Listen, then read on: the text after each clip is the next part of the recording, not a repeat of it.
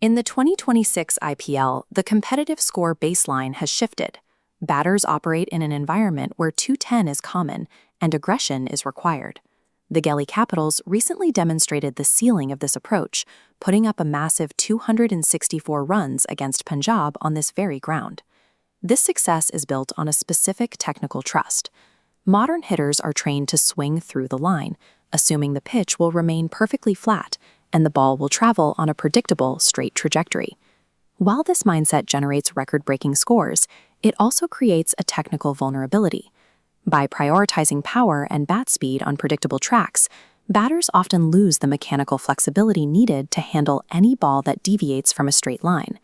That vulnerability was on full display on April 27, 2026, when the Delhi Capitals faced the Royal Challengers Bengaluru.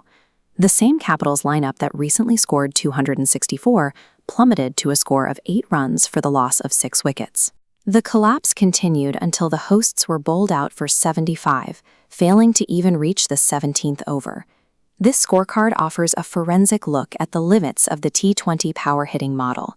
It shows how quickly the modern batter's mechanics can fail when the ball behaves in a way the hitter hasn't prepared for. When atmospheric conditions introduce movement, the rigid, high-velocity swings that produce 264 runs can lead directly to a total of 75. The bowlers who triggered this collapse, Josh Hazlewood and Bhuvneshwar Kumar, rely on classical mechanics. They prioritize the physics of the ball's flight over raw speed or modern variations. Their efficiency was absolute. Hazlewood finished with 4 wickets for 12 runs, while Bhuvi took 3 for just 5. Their primary weapon was late movement. This diagram shows how swing and seam changed the ball's path, breaking predictable straight lines.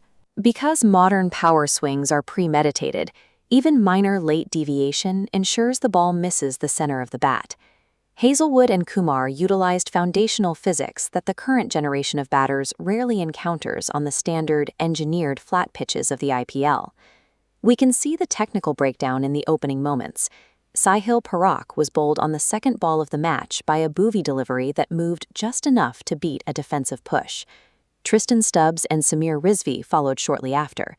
Both attempted aggressive drives, but because the ball nipped off the seam, they only managed thin edges to the wicketkeeper.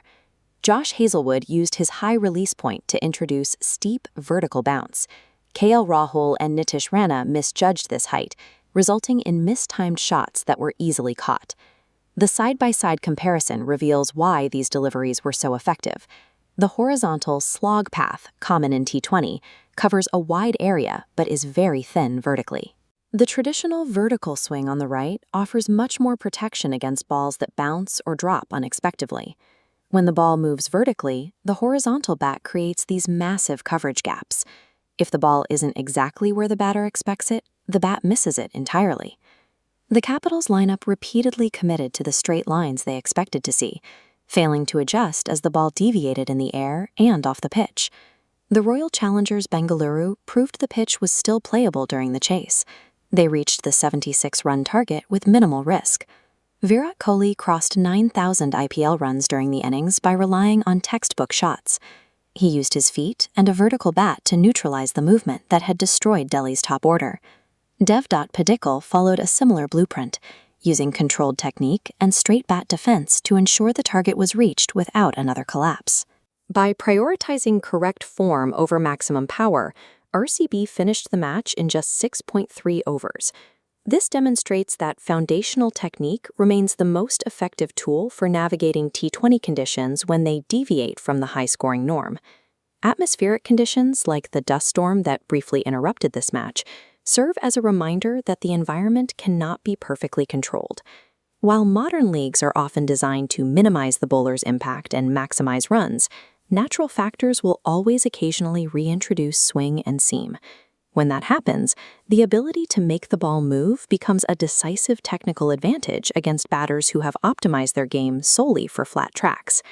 The 75-run collapse in Delhi shows that as long as the ball can swing and bounce, classical pace bowling remains a highly effective counter to the modern power hitting approach.